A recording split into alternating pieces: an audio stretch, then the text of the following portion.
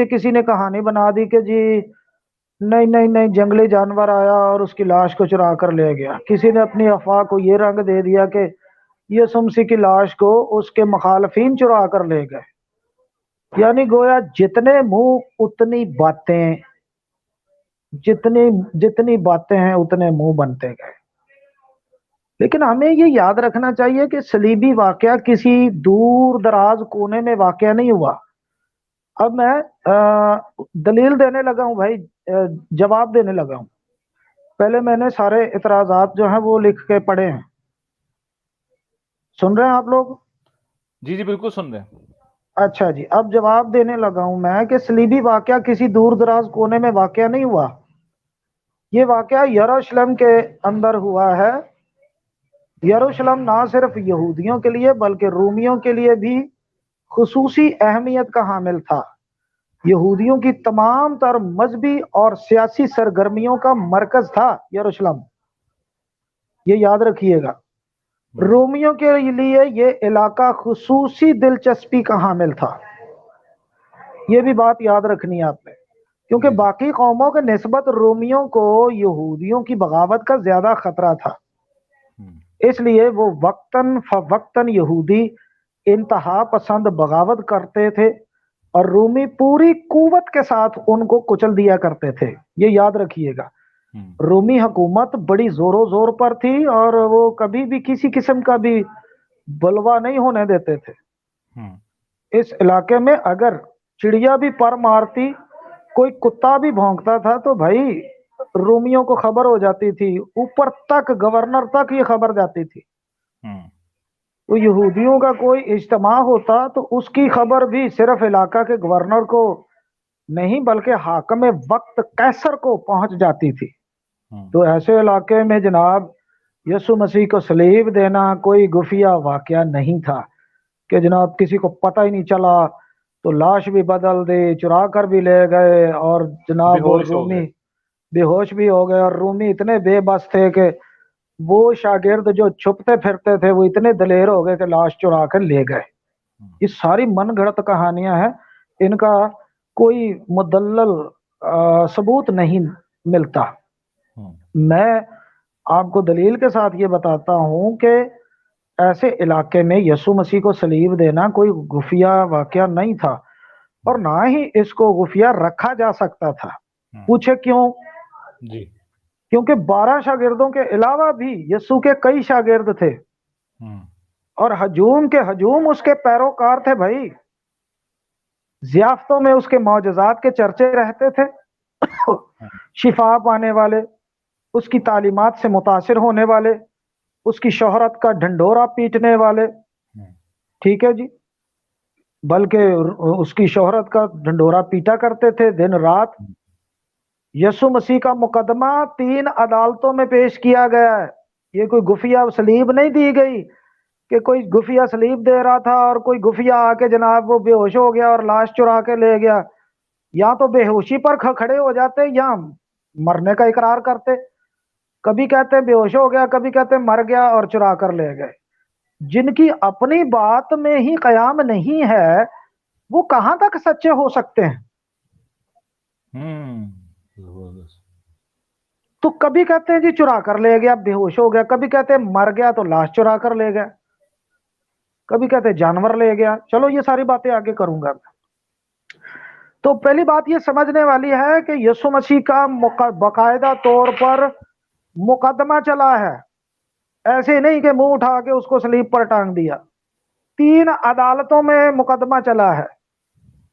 انتہا پسند یہودی مذہبی رہنماؤں نے اس کے خلاف مقدمے کی پیروی کی تھی، باقاعدہ مدعی تھے اور عدالتوں میں اس کے خلاف گواہیاں دینے والے بھی تھے۔ رومی سپاہیوں نے اس کی ذلت میں اضافہ کرنے میں کوئی کسر نہیں چھوڑی۔ پورے یروشلم میں تو جناب یہ خبر آگ کی طرح پھیلی ہوئی تھی، ہر ایک بندے کی نظر تو صلیب پر لٹکی ہوئی تھی کہ کیا ہوتا ہے دیکھتے ہیں۔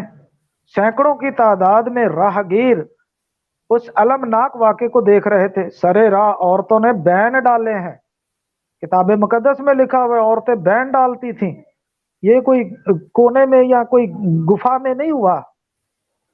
یہ سارے حالات اور واقعات ظاہر کرتے ہیں کہ صلیبی واقعات پر ہزاروں تعداد میں لوگ نظر رکھے ہوئے تھے کہ کیا ہوتا ہے. ایسے حالات میں یہ کہہ دینا جی وہ بے ہوش ہو گیا تھا، یعنی وہ سمجھتے ہیں کہ رومی حکومت کا کوئی نظام نہیں تھا کہ بندہ مر گیا ہے اس کو چیک کرنا ہے پھر جا کے اتارنا، اس کی رپورٹ بنتی تھی، باقاعدہ رپورٹ پیش کی جاتی تھی. تو رومی حکومت کو اس طرح سے یہ مرزا صاحب سمجھتے ہیں کہ وہ جیسے بچوں کا کھیل ہے، کسی پنڈ کا چودھری ہے جس کو کوئی پتہ ہی نہیں چلا. نہیں، اتنا بڑا واقعہ ہوا ہے جس کی باقاعدہ عدالتیں ہوئی ہیں، رپورٹس ہوئی ہیں، اور یہ خبر کیسر تک پہنچی ہے اور رپورٹس ہوئی ہیں. پھر لاش دینے میں ساری قانونی کارروائی کی گئی ہے. کچھ شاگردوں میں تو اتنی جرت نہیں تھی کہ وہ لاش لینے جاتے، چرانے کی تو بات دور کی ہے، وہ تو اتنے ڈرے ہوئے تھے. تو بائبل یہاں تک کہتے ہیں کہ صلیبی موت کو دیکھنے کے لیے انبیاء اکرام اور فرشتگان بھی بے چین اور مشتاق تھے. ایسی صورت میں یسوع مسیح کی لاش چرانے کا مفروضہ بالکل جھوٹا اور من گھڑت ہے. مسیح یسوع کے ہم اثر صلیبی واقعہ سے بالکل متفق ہیں. پہلی صدی کے مورخین انجیلی بیانات کی تصدیق کرتے ہیں، تاہم ان تمام اعتراضات کے چیلنج کو قبول کرتے ہوئے عقلی اور منطقی بنیادوں پر ان کا جائزہ لیتے ہیں. وہ لوگ جو لوگ اس غلط فہمی میں مبتلا ہیں کہ مسیح یسوع کی لاش شاگرد چرا کر لے گئے، وہ یہ بات بھول گئے ہیں کہ مسیح کی قبر پر بھائی سرکاری پہرا تھا، سر بو مہر پتھر پہرا تھا، پتھر پر مہر کی گئی ہے. حکومتوں کو کیا سمجھتے ہیں یہ لوگ؟ آج کسی دکان پر مہر ہو جائے نا تو سیل ہو جاتی ہے، وہ کھول نہیں سکتا کوئی.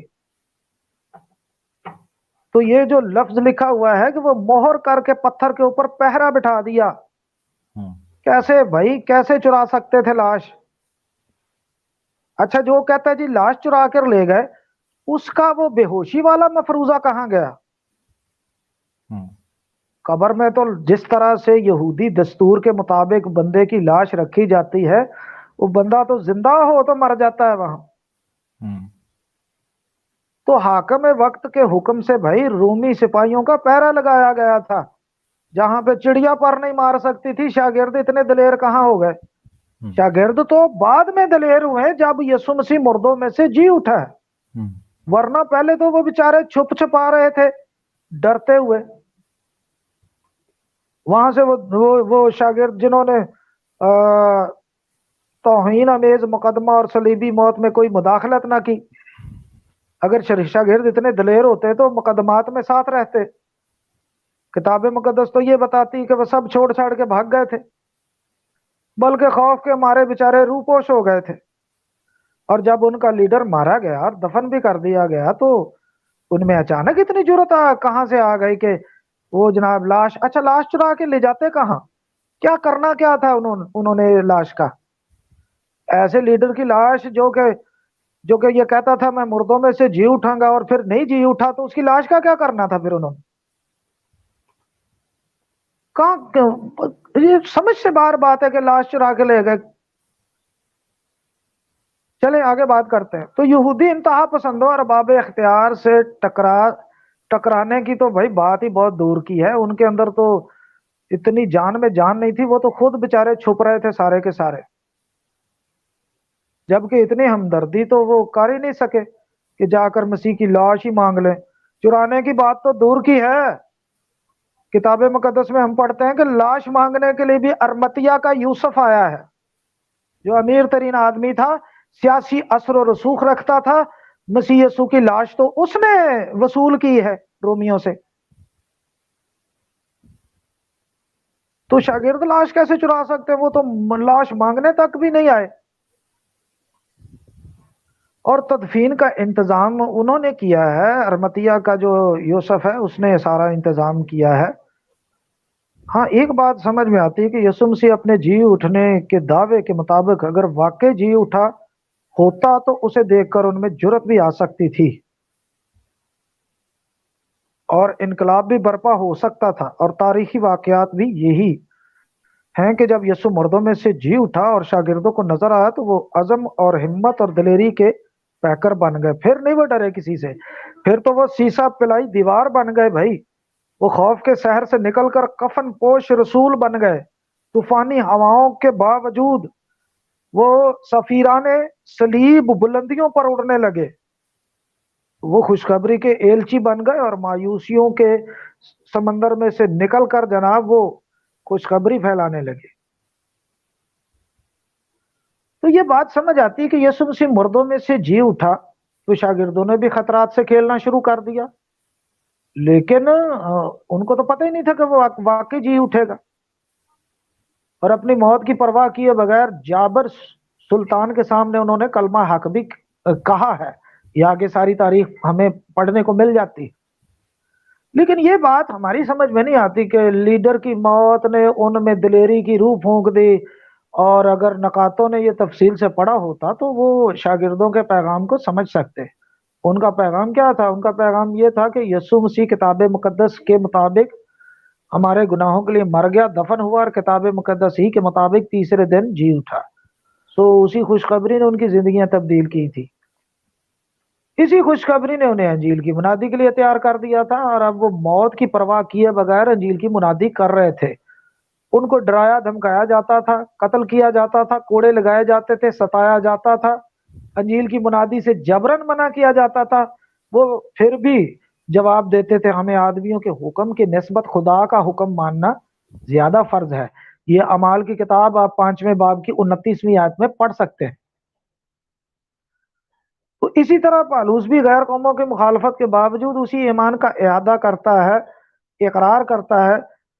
لیکن میں اپنی جان کو عزیز نہیں سمجھتا کہ اس کی کچھ قدر کروں بامقابلہ اس کے کہ اپنا دور اور خدمت کو جو خداوند یسوع مسیح میں ہے پائی ہے پوری کروں، یعنی خدا کے فضل کی خوشخبری کی گواہی دوں. اعمال 20ویں باب کی 24ویں آیت میں یہ لکھا ہوا ہے. تو ہم یہ جانتے ہیں کہ اپنے علاقوں میں خدمت کرتے ہوئے سوائے ایک کے تمام شاگرد شہید ہوئے. اگر وہ مسیح کی لاش چرا کر لے بھی گئے تھے تو یہودیوں اور رومیوں کے لیے لاش برآمد کا مشکل کام تھا جی. سوال ہے میرا کہ رومی حکومت اور یہودی جن کا زور تھا وہ لاش برآمد نہیں کروا سکتے تھے؟ کروا سکتے تھے وہ. بالکل.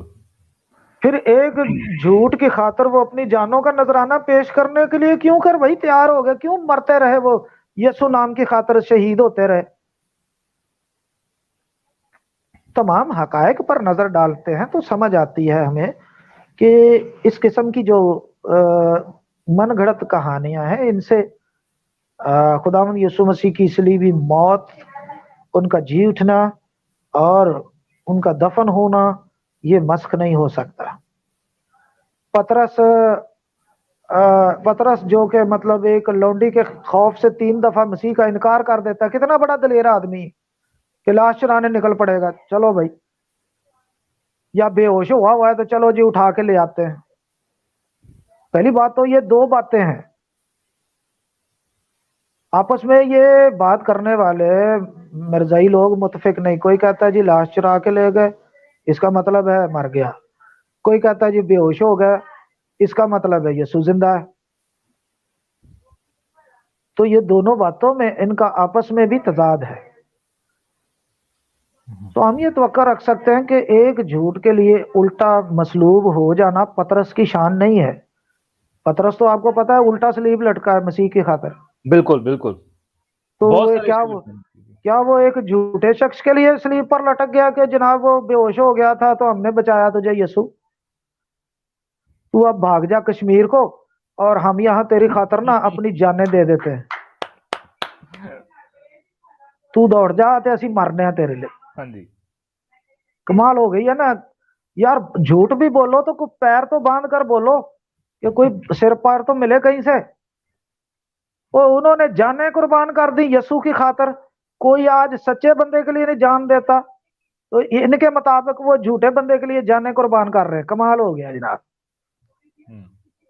نہیں، ان کو پتا چل گیا کہ ہم نے یسوع مسیح کا ساتھ چھوڑ دیا تھا تو وہ تو واقعی جی اٹھا ہے. اور پھر وہ اتنے دلیر ہو گئے کہ جناب پھر انہوں نے جام شہادت نوش کی ہے. تو اگر وہ جھوٹ کی منادی کر رہا ہوتا تو اپنی جان بچانے کے لیے 1 منٹ میں اپنے بیان سے منکر ہو جاتا ہے. وہ تو پہلے بھی منکر ہوا تھا. کون سا اس کے سر پہ تلوار رکھی ہوئی تھی؟ 3 دفعہ اس نے مرغ کے باغ دینے سے پہلے انکار نہیں کیا. تو اب لاش چرانے یا بے ہوشی کی حالت میں لاش کو یا بدن کو لے کے جانے کی کیا ضرورت تھی؟ وہ تو 1 منٹ لگاتے ہیں بھائی چھڈو پر یارے تو بندہ جی زندہ ہی نہیں ہویا تھے اسی ہمیں دے پیچھے مرن رہے ہیں. لیکن معاملہ اس کے برعکس ہے.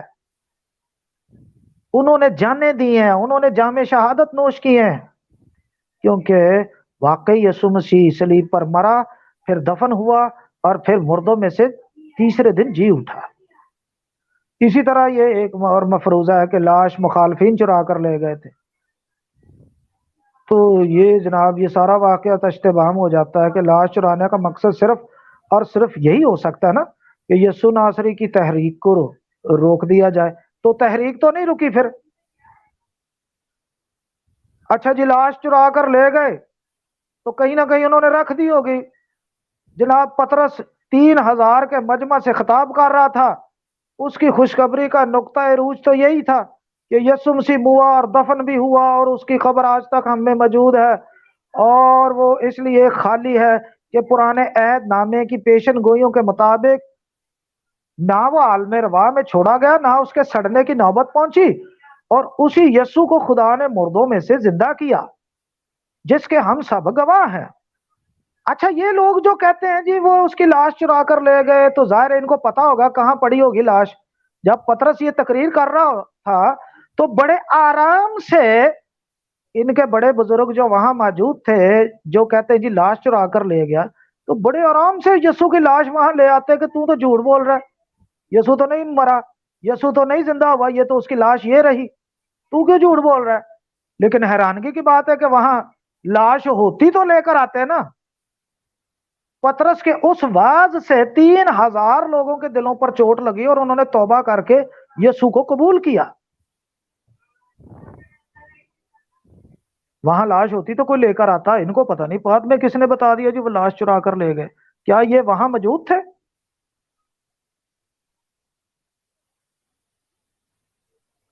میری بات سمجھ آ رہی ہے آپ لوگوں کو؟ زبردست جی، بالکل سمجھ آ رہی ہے جی، زبردست. میں تو بیچ میں روکنے لگا تھا لیکن آپ کنٹینیو کریں.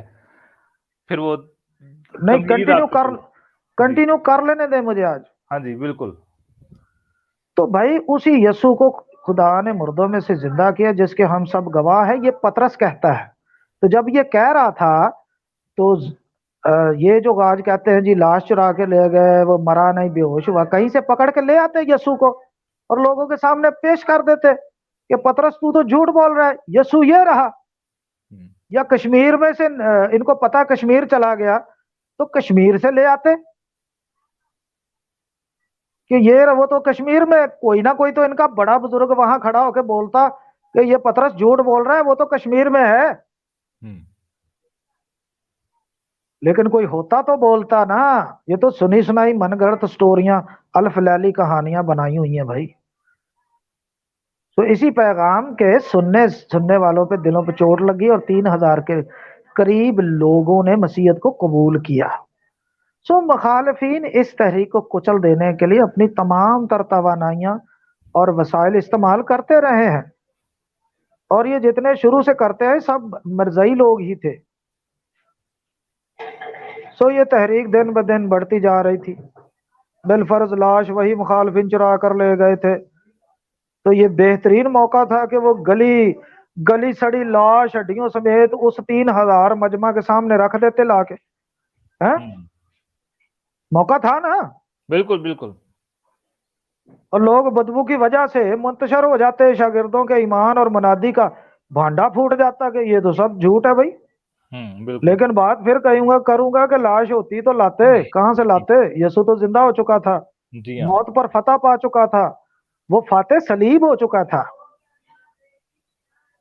اب جن کا کہنا یہ ہے کہ جی جنگلی جانور لاش چرا کر لے گئے تھے، یہ بھی ہے نا ایک مفروضہ. ہاں جی. اب چلو اس کو بات کر لیتے ہیں. ہائے ہائے ہائے. تو جنگلی جانور آیا جناب، پتھر پر مور لگی ہوئی ہے، 4 پہرے دار بیٹھے ہوئے ہیں. تو جنگلی جانور میں یہاں کوئی کون سا جانور ہو سکتا ہے جو گوشت خور ہوتا ہے؟ بھیڑیا ہو سکتا ہے، شیر ہو سکتا ہے، چیتا ہو سکتا ہے. ہاں جی، چوہے کھا جاتے ہیں جی. ٹھیک ہو گیا جی، چلو جی میں بس اتنا ہی. میں شیر آیا جناب، چلو شیر کو لگا لیتے. جنگلی جانور میں سے شیر، چیتا یا بھیڑیا ہو سکتا ہے نا. تو جی جی جی. وہ قبر پر آیا ہوگا اور آ کر اس نے کہا ہوگا پہرے داروں سے السلام علیکم پہرے داروں. پہرے داروں نے جناب کھڑے ہو کر کہا وعلیکم السلام شیر جی یا چیتا جی یا بھیڑیا جی، آئے کیسے آئے ہیں؟ تو جنگلی جانور نے کہا بھی ہٹ جو، میں نا لاش چرانے آیا ہوں، مجھے گوشت کھانا ہے. تو جناب پہرے داروں نے ہٹ گئے، پیچھے ہٹ کے. تو شیر نے جناب وہ جو ٹنوں وزنی پتھر تھا وہ ہٹا کے اندر سے جناب لاش چرا لی. تو لاش چرا کے کیا کیا ہوگا؟ کوئی اس کا کتبہ تو نہیں بنایا ہوگا نا، کھائی ہوگی نا. بالکل. یار حیرانگی کی بات ہے، شیر اتنا پاگل ہے، اتنا بے وقوف ہے جانور کہ وہ تازہ گوشت 4 پہرے دار بیٹھے ہوئے، تازہ گوشت ہے ان کا،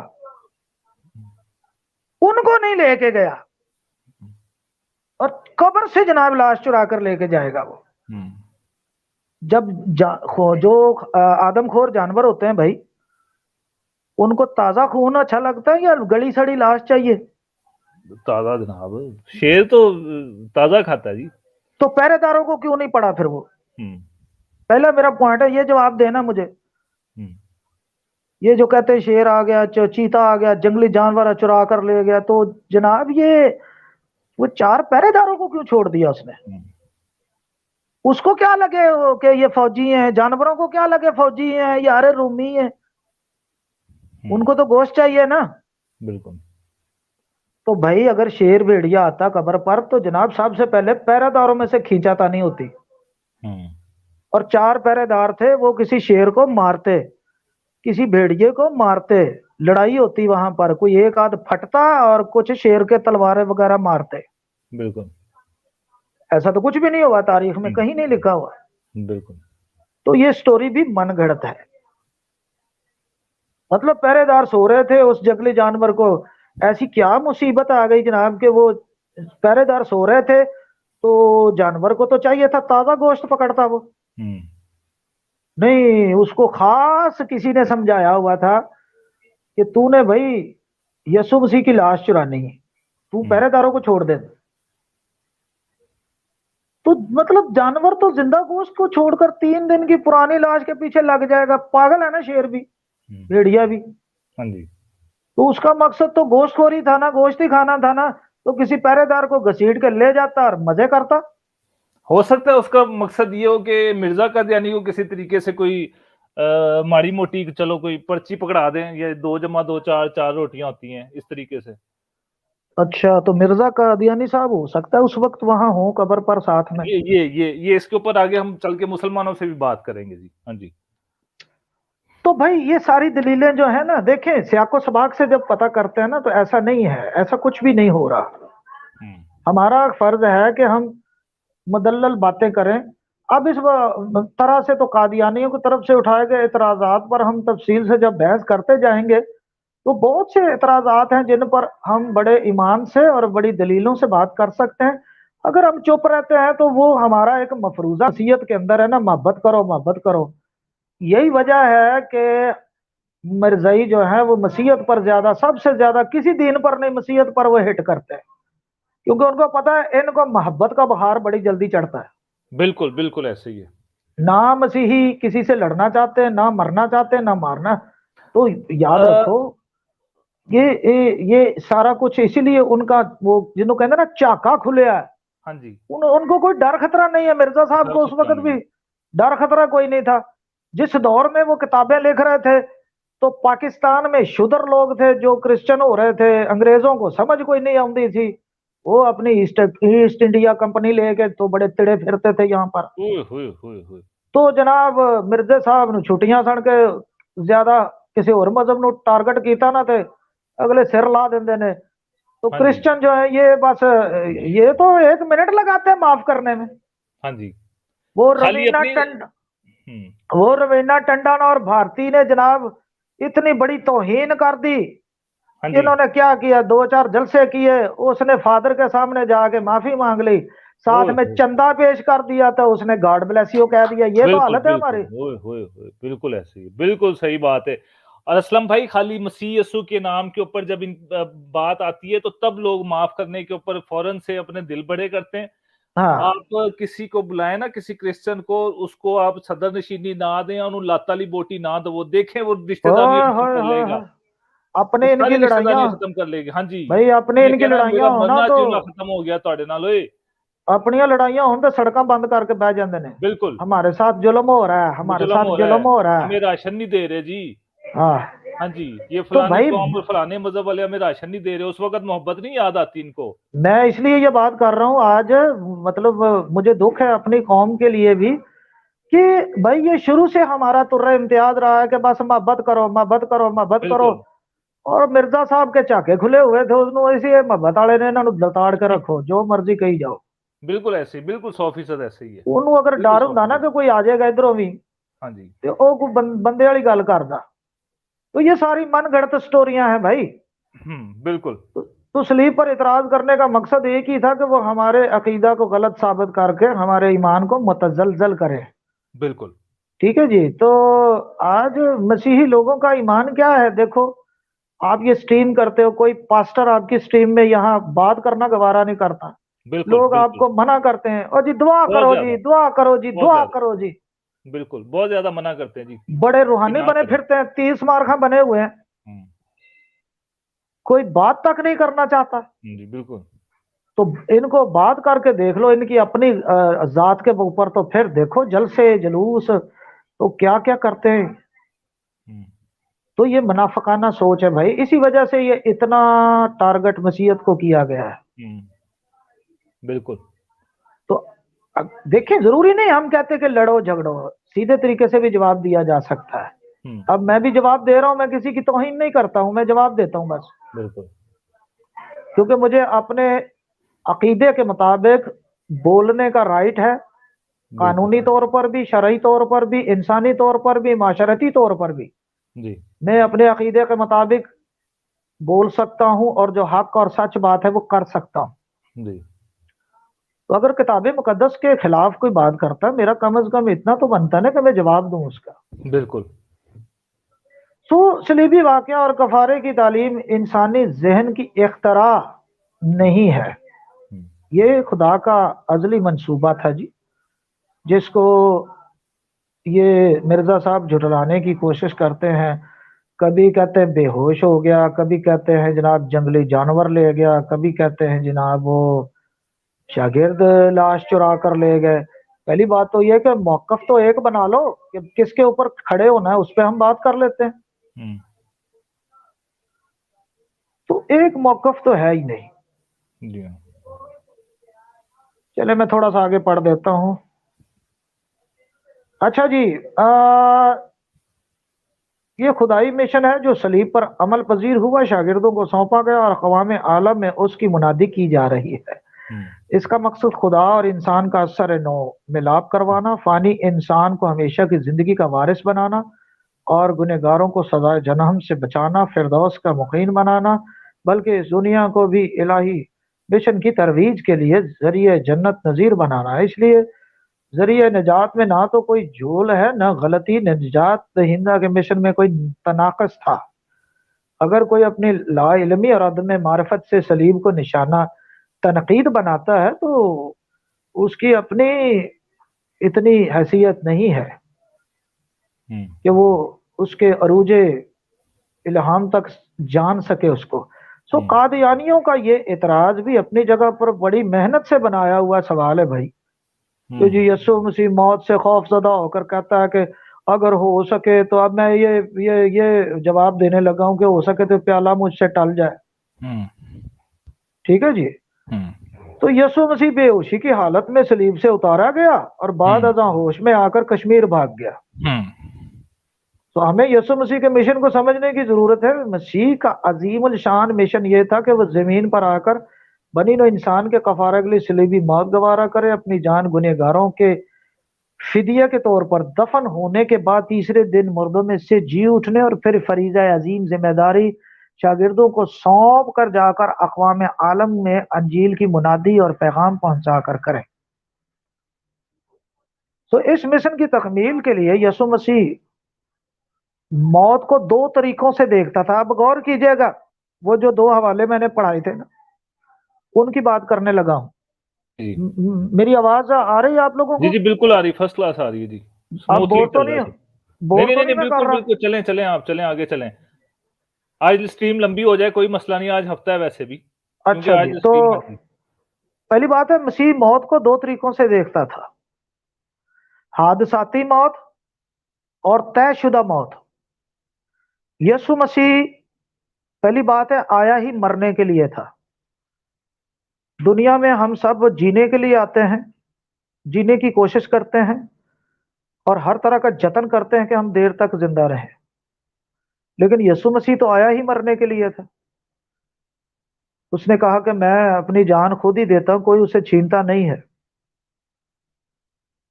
لیکن وہ حادثاتی موت مرنا نہیں چاہتا تھا. جو طے شدہ موت ہے، اس موت تک پہنچنے کے لیے اسے حادثاتی موت سے بچنا ضروری تھا. میری بات سمجھ رہے ہیں؟ حادثاتی موت، جی بالکل سمجھ رہے ہیں، بالکل سمجھ رہے جی. میں سبزی لین گیا تے باہر جناب کسی ٹرک نہ بج گیا ہاں تے جی چلو جی بالکل شہید ہو گیا. بالکل. یہ شہید ہو گیا، سبزی لین گیا سی جی شہید ہو گیا. ہاں جی وہ نہیں بھائی، حادثاتی موت میں مرا ہے، وہ سبزی لینے گیا تھا. پتا کرو شہید والا کو کم بھی کیتا کہ نہیں. ہاں جی تو یسوع مسیح جو موت اس کے لیے مقرر تھی، جس موت کے لیے وہ آیا تھا، اسے تو اس موت سے مرنا ہے، حادثاتی موت سے تھوڑی مرنا ہے. تو حادثاتی موت طے شدہ موت سے الگ ہے. سو حادثاتی موت سے یسوع مسیح نے ہمیشہ اپنے آپ کو بچایا، اور اسے بچانا چاہیے بھی تھا. اور یہ پہلی دفعہ نہیں ہے کہ اس نے دعا کی کہ یہ پیالہ ہو سکے تو مجھ سے ٹل جائے. یہ چل تو جائے. مرزا قادیانی صاحب نے اسٹڈی پوری نہیں کی، ورنہ میں اس کو اور بتا دیتا ہوں بھائی یہ بھی بنا لو شگوفے اس کے بھی. یہ میں بتاتا ہوں اس کو کہاں کہاں یسوع مسیح کو بچایا گیا. پیدائش کے وقت جب ہیرودیس نے 2 سال کی عمر کے بچے مروا دیے تھے، تو یسوع مسیح کو حادثاتی موت سے بچانے کے لیے مصر پہنچا دیا گیا، آمین. ہاں جی کیونکہ یسوع مسیح کو حادثاتی موت نہیں مرنا. کئی دفعہ یہودیوں نے اسے سنسار کرنے کے لیے پتھر اٹھائے، لیکن یسوع مسیح ان میں سے بچ کر نکل گیا. اے تھوڑی کو مرنا آیا سی تے چلو جی اور کل مرنا تے آج ہی مار دیو، مینوں فٹافٹ مارو ہاں یار. جی نہیں نہیں، ایک وقت ٹھہرایا گیا تھا، ایک جگہ ٹھہرائی گئی تھی، ایک مقصد ٹھہرایا گیا تھا. اس سے پہلے یسوع نہیں مرنا چاہتا تھا اور نہ وہ مر سکتا تھا. یسوع مسیح کی سوچ احمقوں کی سوچ نہیں تھی کہ جو یہ سوچتے ہیں کہ کل بھی مرنا ہے، آج بھی مرنا ہے، تو پھر کل کی بجائے آج ہی کیوں نہ مر جائیں. نہیں، جیسا حکم تھا، جیسا باپ کی مرضی تھی، اس نے ویسے مرنا تھا. ہمارے پاکستان کے اندر ہماری پاکستانی آرمی پوری دنیا میں مشہور ہے. بالکل. آرمی زندہ باد، آرمی پاکستانی زندہ آرمی باد جی. زندہ زندہ باد. باد. لیکن ہماری پاکستانی آرمی کئی دفعہ جذباتی ہو جاتی ہے. ٹھیک ہے، مطلب مثال دے رہا ہوں کہ اگر ہمارا آرمی میں کوئی افسر حکم دیتا ہے کہ جاؤ فلاں جگہ پہ 2 بم گرانے ہیں اور 2 گرا کے واپس آ جاؤ، تو انگریز آرمی اگر ایسا ہے نا، تو ان کا یہ ہوتا ہے کہ ان میں سب سے زیادہ یہ دیکھا جاتا ہے کہ حکم کون مانتا ہے، کمان کون لیتا ہے. ان کا بندہ 2 بم مارے گا، آگے بیٹھے گا، سگریٹ پیے گا، جو بھی وہ پیتا ہے، وسکی پیے گا، آرام کرے گا، اگلے آرڈر کا انتظار کرے گا. تو ہمارا جو فوجی ہوتا ہے نا بڑا جذباتی ہو جاتا ہے, آندا یار پھر بھی تو اتنے ہی کلنا ہے نا افسر نے, کہ ہو گئے نا تو سارے بم مار کے جاوا میں سارے نے مکا دو تو ہاں جی یہ ہوتا ہے جذباتی معاملہ. ویسے مطلب ہماری آرمی زندہ باد ہے بھائی, پوری دنیا میں مانی جاتی ہے, بالکل جذبے والے ہیں. تو ایسا نہیں ہے کہ یسوع مسیح بڑا جذباتی تھا, کہ وہ میں ایک مثال کے طور پر دیتے ہوئے بات کر, چلو یار کل مرنا ہے آج ہی مر جانا یار, ایسی موت نہیں مرنی یسوع نے. اس لیے حادثاتی موتوں سے بچنے کے لیے یسوع مسیح نے ہمیشہ اپنی حفاظت کی, خدا سے دعا بھی کی کہ میں بچنا چاہتا ہوں تاکہ وہاں تک پہنچ سکوں جو تیرا حکم ہے. ٹھیک ہے. اسی طرح بعض قوموں میں شہادت کا بڑا عجیب جذبہ ہوتا ہے. اگر کوئی شخص گھر سے مطلب کسی کام کے لیے نکل جائے تو حادثاتی موت میں بھی ہم اس کو کہہ دیتے ہیں جی وہ شہید ہو گیا بس. لیکن یسوع مسیح کی ایسی ناقص سوچ نہیں تھی. وہ جانتے تھے کہ موت صرف صلیب پر ہونی چاہیے. اس لیے جب پطرس نے تلوار نکالی نا تو یسوع مسیح نے تلوار میان میں کرنے کا حکم دیا کہ بس بھائی ابھی وقت نہیں آیا, انتشار اور قتل و غارت سے گریز کر. لیکن صلیبی موت یسوع مسیح کی پسندیدہ موت تھی. کلام مقدس کے مطابق وہ ازل سے ذبح شدہ برہ ہے. صلیبی موت چونکہ کفارہ کی موت ہے اس لیے اس کے کچھ لوازمات تھے, یعنی کفارہ کے لیے وہ دن مقرر تھا, اور وہ دن مقرر تھا 14 نسان کا. وہ مہینہ مقرر تھا نسان کا. وہ عید فسح کا دن مقرر تھا. فسح کے دن یسوع نے مرنا تھا. کتاب مقدس کے مطابق مرنا ہے نا, تو حادثاتی موت نہیں مرنا. اس لیے یسوع نے جتنی دعائیں کی ہیں وہ حادثاتی موت سے بچنے کے لیے کی ہیں. اب شیطان نے تو بڑی کوشش کی کہ یسوع کو کہیں نہ کہیں حادثاتی موت کی نظر کر دیا جائے اور صلیبی کفارے سے بچا لیا جائے. اس لیے وہ جناب اس نے وہ ہیرودیس کی بیوی کو بھی خواب میں دکھائی دے کر کہا کہ اس کو چھڑا. فرشتہ جی, فرشتہ مرزا کا یعنی کہتا ہے فرشتہ خواب میں آیا اور اس کو دھمکی دی ہے پلاطوس کی بیوی کو نا, سوری پلاطوس کی بیوی کو خواب میں کہا کہ اس کو چھڑا. فرشتے نے آگے دھمکی دیتی ہے کہ خبردار بی بی انج نہ کری نہیں تے بڑا مسئلہ بنا دینا میں تیرے واسطے. تے اونوں آ کے بی بی نو ایک کہہ رہا ہے کہ ہور کسی نو نہیں, اونوں فرشتے نو اور کوئی شے نہیں لبھی, انہیں آ کے بی بی نو کہا, او ڈائریکٹ پلاطوس نو نہیں کہہ رہا جی. مقصد یہی تھا کہ حادثاتی طور پر اسے مار دیا جائے. گتسمنی باغ میں بھی اس کی جان کنی کی حالت تھی. جان کنی کی حالت کا مطلب ہوتا ہے جان نکل رہی تھی. تو پھر وہاں اس نے دعا کی کہ میں یہاں نہیں مرنا چاہتا, میں صلیب پر مرنا چاہتا ہوں. تو پھر کتاب مقدس میں لکھا ہوا ہے کہ ایک فرشتے نے آ کر اسے تقویت دی, بالکل, تاکہ وہ اپنے ازلی منصوبے تک پہنچ سکے. تو میں آپ تمام بھائیوں کا شکر گزار ہوں, آپ کی برداشت کا شکر گزار ہوں. آج میں نے بہت وقت لے لیا, بہت میں نے بول لیا. تو خداوند آپ سب کو بہت بہت برکت دے جی. اب آپ ان تمام باتوں کے تناظر میں یا اپنے موقف میں کچھ کہنا چاہتے ہیں تو کہہ سکتے ہیں.